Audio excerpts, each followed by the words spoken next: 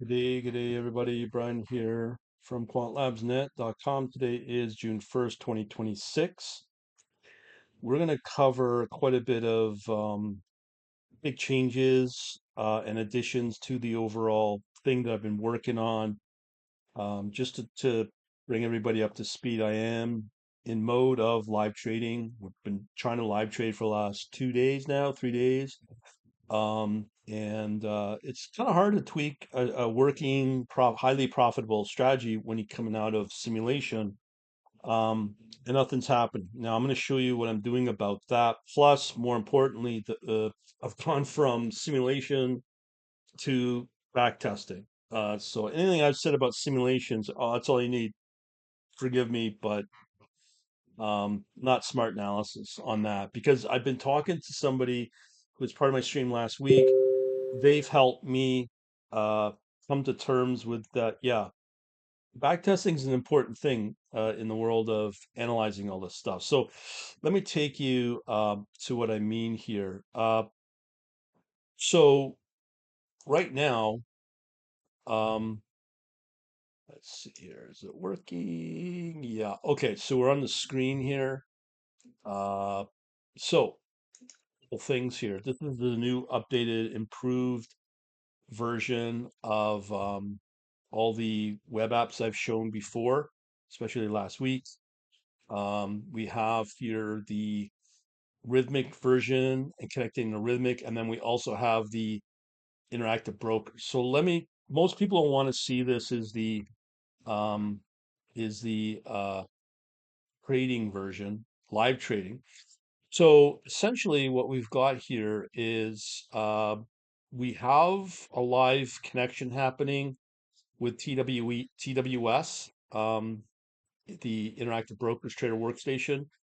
You can see here it is connecting in everything. More importantly, it's connecting into a live port 7496, not 97, which is paper trading. We also can do a test on in our case, where we're focusing is on micro gold. And more importantly, is all the different expirations, just to show you that this is actual. Um, so out of that, we have our bot control. Right now, we've got the launch as well. So now it's gone live. And there's a couple of views we can look at. Um, no trades have happened since we've been trying to get this working. And I've put in diagnostics into this thing to see where we can improve it. So we have here all the different alerts, the different metrics if it was trading live and we were taking trades. That's what we're striving for. Anyway, what this does is I've gone deep on the strategy analysis on all the different trigger points on entries and exits. So we're using ATR, we're using mean, entry level. There's a full-on diagnostic here of what and why nothing's happening. So we can do that. I've shown how I do that with the chat stuff that I've done with the VS Code against this whole project in Python with a JavaScript front end.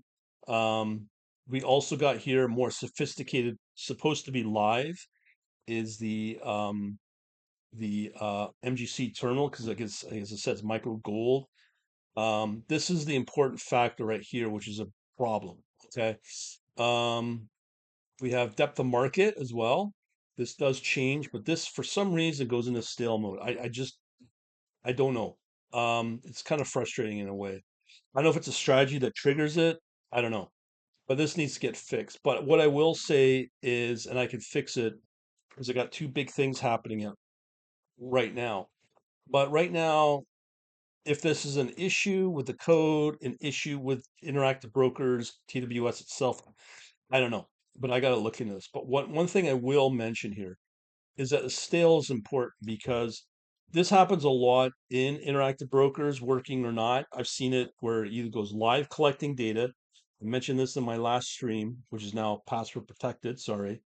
Um, and it goes into stale mode. So a lot of the sophisticated, high-speed trading operation strategies in the CME, let's say in the Aurora data center, it's looking for exactly this, especially if you have open positions and you go into a stale data collection mode. Once you lose the ability to collect data live, you're now vulnerable to what the big HFT shops do. They'll pick you off and you will lose trades. You will lose money here. So you have to be very careful of this. And that's why I'm starting to go, I'm only on Interactive Brokers just for validating third-party verification. That's it. Okay. I'm not going to sit here and take this broker all that seriously. I'll try, but this is one of the reasons why I'm not a fan. As well as in here in the MGC, we have here all these different metrics here that's not collecting volatility regime. These are all the logic, the trading rules, Z score entry, data, and whatnot. So I probably could fix it. But again, I don't know. It's nothing but issues with live data and interactive brokers, even if you subscribe to it. It's not that good. Okay. So there's that. Okay. So as I said, we're collecting data, and for whatever reason, it goes into stale mode. I just don't know. It has worked in the past, but it's really dicey. Anyways, let's go back to our other app. So this is now with the Rithmic, but it's what comes back to the back testing. What we're doing is we're collecting back tested data from interactive brokers, and that's all fine. Doesn't need to be synchronized. It's just we're looking at historical data with 1 year time frame for 4 hours. Okay. Um, so in here we've got this new batch that just generated here this June 1st. And in here, when you look at the overview, uh, here, let me just pick that. So you can see here we got new reports here. We got a term sheet. We've got also this more important one, the back test. So in the back test, this is going to be much more sophisticated, talking to this person that's pretty highly educated and works in the field regarding back testing. So I built this out using 4 hour, 1 year's data. So it's generated 13 bots. A good chunk of them are not working. Okay, it could be data because I'm not subscribed to ICE. Can only CME specific. But we have here 4 trading strategies bots that look profitable. Okay, so it's using that real world market data. It gives you the overall summary of everything. One of the highlights that matters here to me is the profit potential of each of these. Okay, so we see here we got gold, safe haven, S&P, copper, and natural gas. Okay, so when you go through all this, okay, you see all these, metrics portfolio managers use. We also have the 4 profitable strategies. So the first one is gold safe haven. It goes over all of the detail. More importantly, what is really, really important to remember here, I've talked heavily about the news here. This one, I believe. This is all institutional. This was generated earlier today, and then out of that came what I'm showing you now, this back testing thing. So it's using all that news data, okay, news headlines, as you can see here.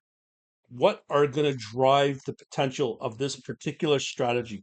So if you see certain trading assets or just instruments, that doesn't mean they're profitable or not, just on a buy and hold. We're applying strategies to this. So you need to remember you need to focus on the strategy of the instrument, not the instrument itself. Okay, that's really important to know.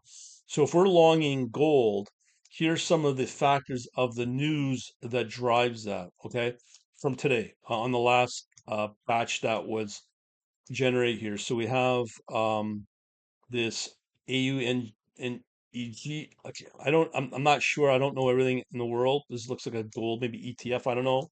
Has a bullish catalyst. Captured the move.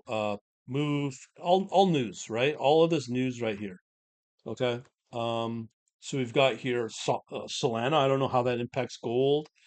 The ETF inflow, open interest surge. So somehow that has an impact on gold. Okay. So these are all generated by Opus 4.6. So it's fairly sophisticated. Not only is it back testing, but it gives you the reason and what's going on. You'll see this in the chart. So it's extreme volatility, regime change shifting, but I've also purposely asked what is the probability of profit coming out of this? So it's calculating on a forward-looking basis 83%. So it's calculating on the backtest win rate, profit factor, and the risk metrics. So here's the key drivers for that with an actual quantifiable metric. Frequent false signals or no regime adoption, concentrated losses and adverse moves. Okay. Other cool thing about it gives you this risk adjusted score measuring all the popular metrics, Sharpe, Sortino, Kalmar, profit factor, anything over two's strong, win ratio, all, and that's all back tested in the last year, 41%.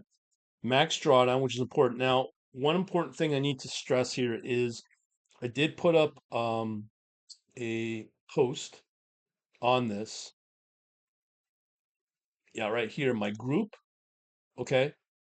And I have talked about things like let's see here about the about the AI optimization and optimal outlook.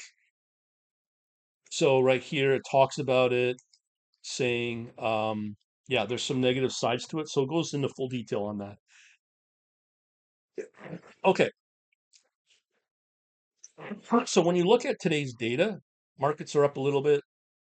Let me make sure. So we got NASDAQ up, the S&P is up, VIX is up, gold is down, Bitcoin is down, and oil is up quite a bit.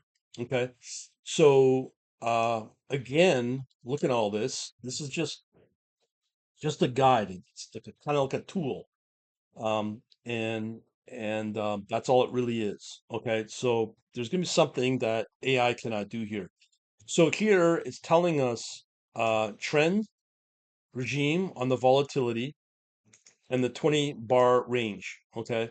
So here it's using that ATR ratio, stable condition, started, standard position sizing applies. Okay. So it's giving you all of those sort of positioning. Again, in there, you'll see Kelly in there somewhere.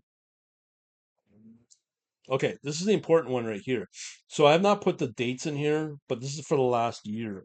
So you can see here how gold has moved up and then suddenly gave back a lot of profit currently. This is a big downswing. Okay.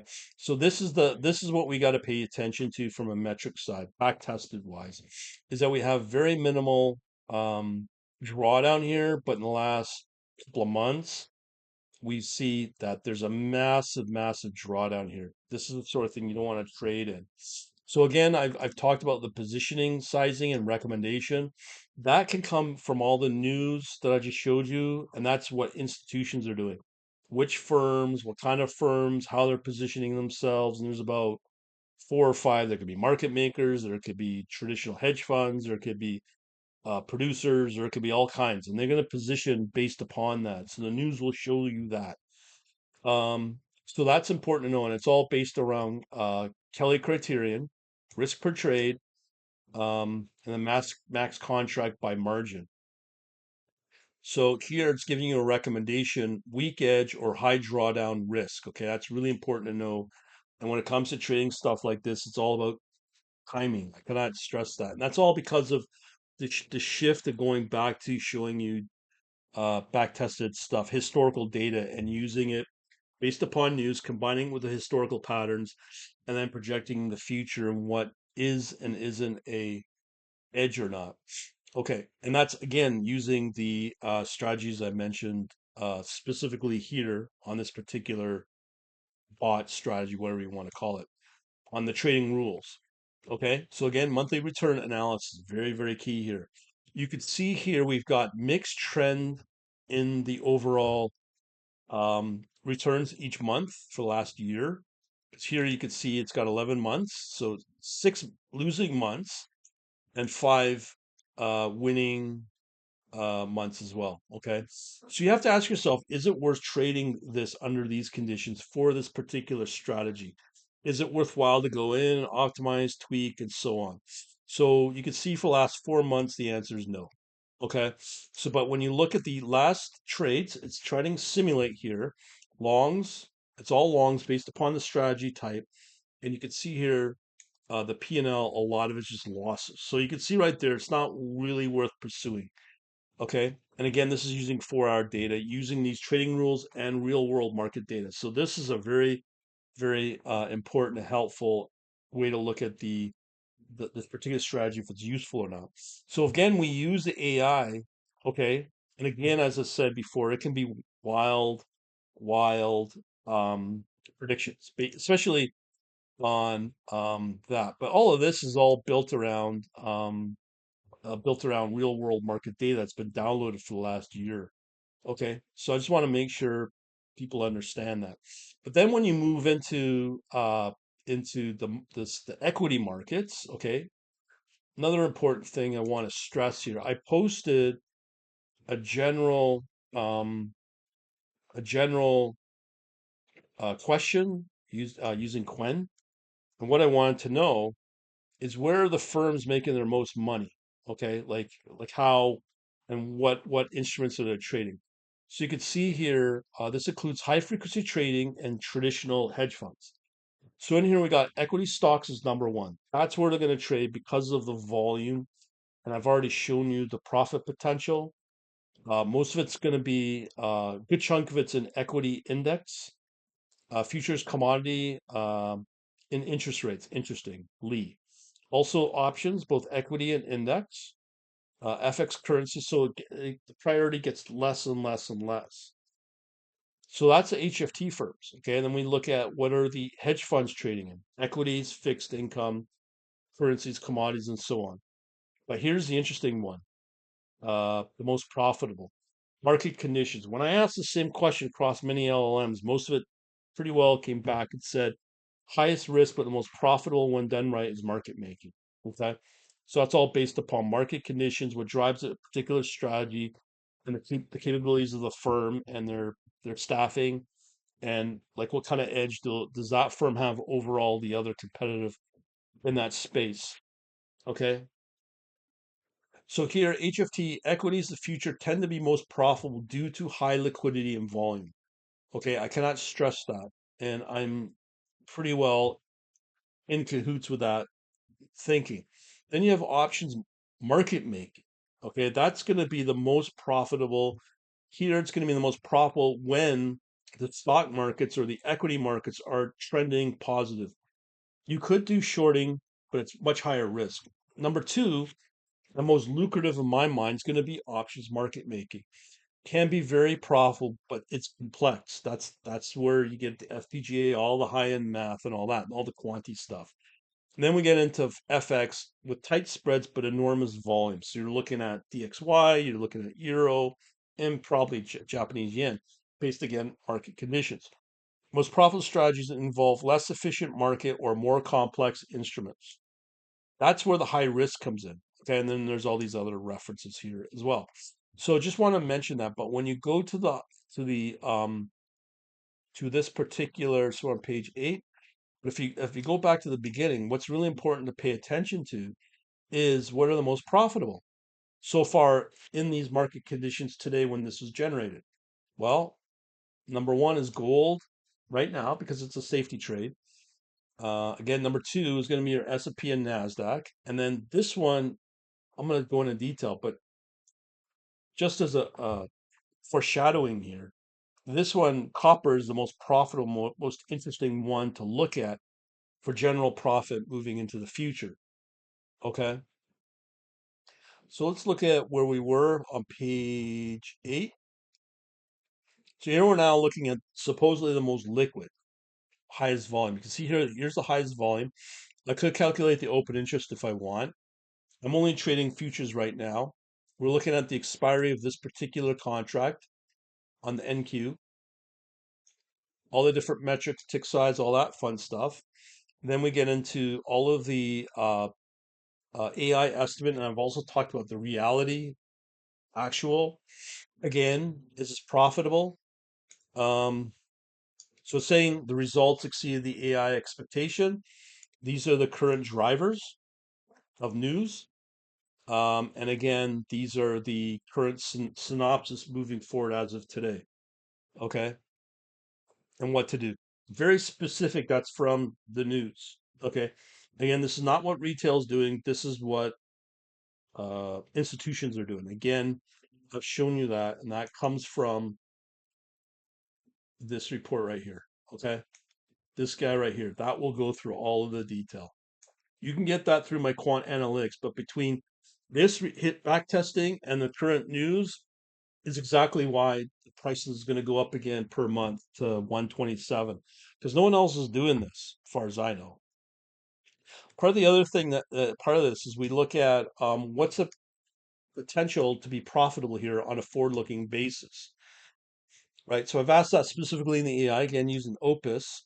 So it's all based upon win ratio, profit factor, and risk metrics. So here's the key drivers for that. Okay. And then we get into again that card I showed. Here's the metric, a C as well. Um, so it's kind of like a medium risk where it may profit. Okay, and then here's the volatility and the trend. Okay, so again, more metrics on a forward-looking basis, but this is what the important stuff is right here. You can see here, again, similar to the gold, it's the S&P or ES. Nice trend, but it's been going down probably since the start of the war if I put those dates on. I'm going to do that on the next request to my AI to add that. And then you can see here all the different P&L as well. This is the important one as well. How are the institutions positioning themselves for these type of trades? Now, if I go into this news document, let me see if I could find anything mentioning positioning. Okay, right here. Beautiful. So we have here particular to Bitcoin. So with Bitcoin, using these exchanges, CME versus the retail of Binance, Bybit, and OKX. Okay, so we've got all of our different types of actually Bitcoin's not a great example. Let's go back into a better um another traditional instrument here. So this might be a good one. So this is oil. Okay. So this is oil. So this is how and again, very, very important.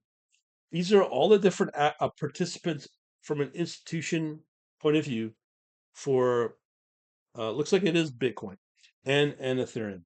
So these are how they're doing it. We have CTAs, macro funds. They're trend following. Okay. Now net short. We've seen that in the charts. Well, then we see increased gold longs to maximize overweight, right? So it's telling you what they're doing, what they're planning, and how they're analyzing into the future. So they say, oh, well, we could do flat crude, short the natural gas, uh, based upon a momentum breakdown. And I confirm that with news that I get through Google. And then there's all the different statistical arbitrage positioning. So they're exploiting the Bitcoin Ethereum correlation breakdown. Or that might be a breakout. Going long Ethereum with a volume and short Bitcoin volume. And these are the ones that are longing the ETFs. Okay. That's again coming back to when I said earlier, where are these institutions trading?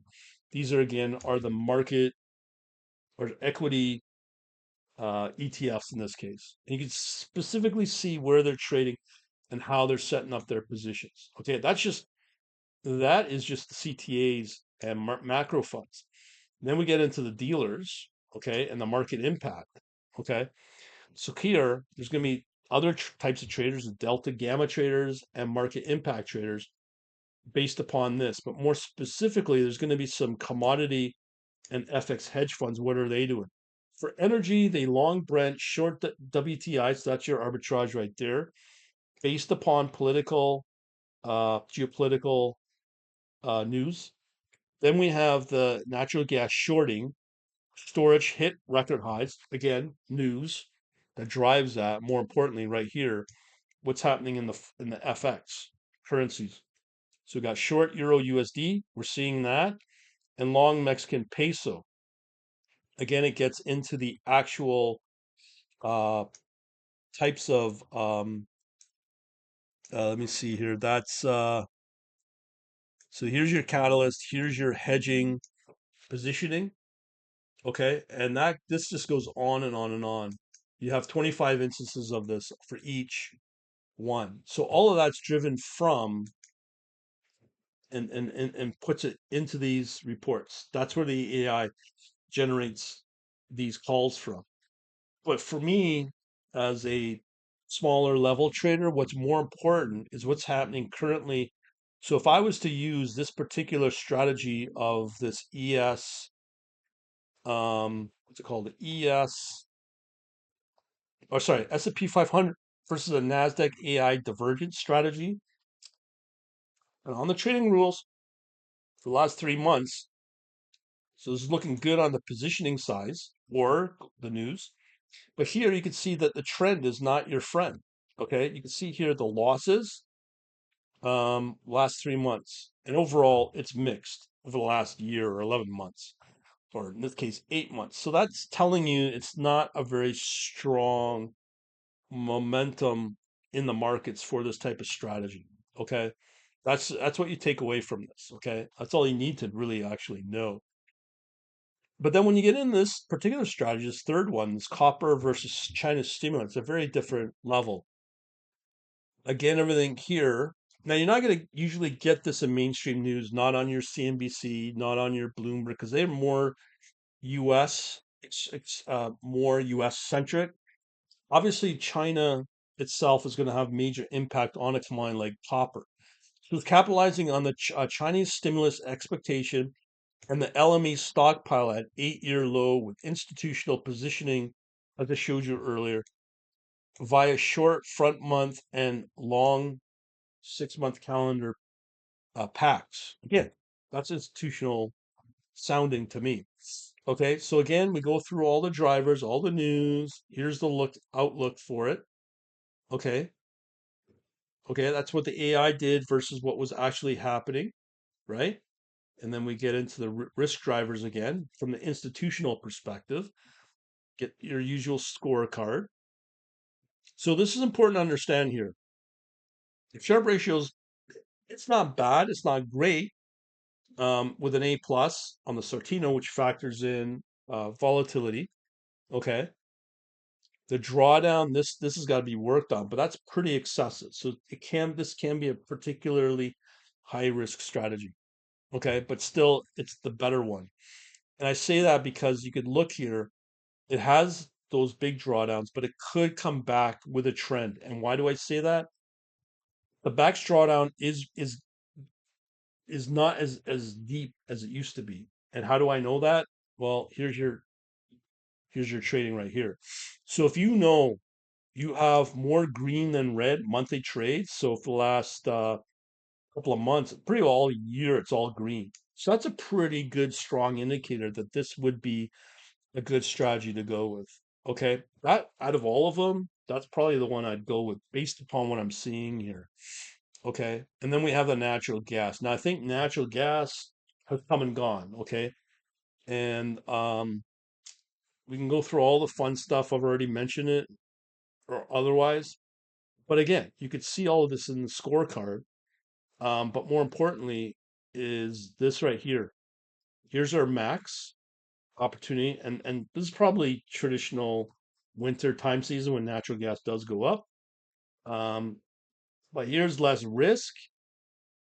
And the position sizing, as I said before, but look at the mixed trading for just this year alone. So that's something I wouldn't go with.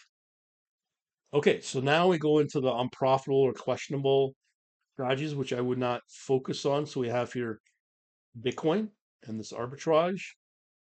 We also got, and again, scoring F, no good. I wouldn't look at that. Because you know there's something better out there with the copper, euro dollar, and so on. Okay, and it just goes, and we're about halfway. You can just see all the explanations why, if you really had to know why. And it gives some metrics as well, based upon back testing. Some charts there, some charts not, and so on and so forth. Okay, so that's really important to know. Um, so that's all the things I'm showing you here. So you can see here in this dashboard, I've added new features. So we've got profitable. I can launch only or focus on all of them. Normally, I probably look at all of them because then you can know if there is potential opportunity in the losers that have been highlighted in the back testing. So here are losers. Here's all our profitable ones. And remember, the copper China stimulus one is the one to focus on here. So again, this is using real world data from Rithmic. This is the difference now. So we don't have to deal with the nonsense data streaming of Interactive Brokers for live trading. Rithmic's better. Okay. So when you look at the analysis for this, so we have here the profitable versus the unprofitable. Let's look at everything.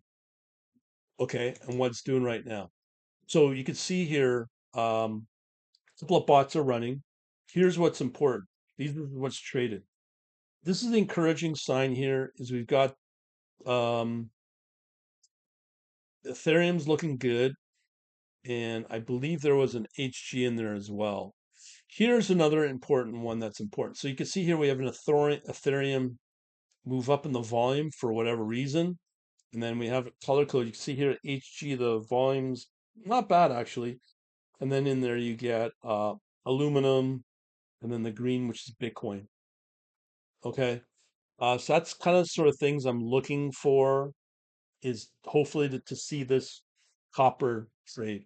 And then I can go into the rankings as well, um, as well on each strategy. So there's different ways to look at this, but from a historical data point of view, yeah, that HG, this copper is an interesting one here. And again, no data. Okay, so I have to fix that on the fly as I showed in my last stream. But I think from my perspective now, going through all of this, experiencing all this stuff, I think I'd probably knowing what I know, I'd probably focus on this for the strategy momentum that I know that I've shown um, as well. Just show that again. This one here, I think it's this trend right here that to me is important. It's all green for the positioning and everything all year except 1 month is not profitable. That's very encouraging to see. So that's probably why I may want to focus on the copper if my account allows, my trading account allows it. So just to give everyone a idea of where things are going. So as I said, we got the forum here. Just go under Quant Labs or just look for, if it's in the QuantLabsNet.com, what you want to look for is the group section. Where is it? Right here, groups. Okay, and then you have an available public forum, which is this one, QuantLabsNet.com public forum. So that's anybody can look at. Okay. There's that. If you want to join our emailing list to follow along outside of social media, you can join uh our learn and you can fill in your info. Nothing gets released to anybody. And that's important as well because you get this little C++ HFT ebook as well. Uh, so there's that. Um, there's no more Discord. I got to fix that. And as I said earlier on the plans, this is the important one. Because of showing what I'm showing now, this is the current rate for the quant analytics. So that's going to go up to 127. I'll do a sale on the old price to get as many people in at what will be the half price. And as long as you have that membership, you're in it at that price. You're grandfathered in. Other than that, that's pretty well it. Um, we'll leave it at that. Thanks for watching. Hopefully you got something out of this, and we shall talk to you later. Over and out.